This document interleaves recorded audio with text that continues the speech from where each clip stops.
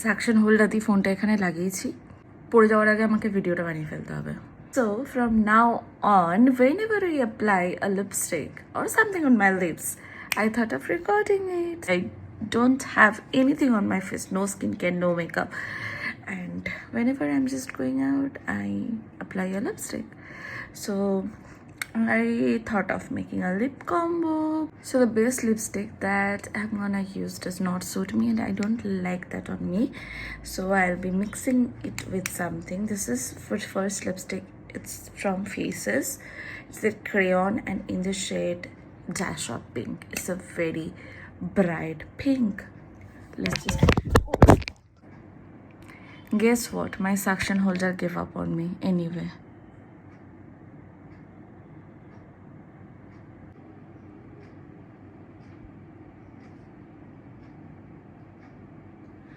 This is the lipstick that looks insanely bad on me. তাই আমি এটাকে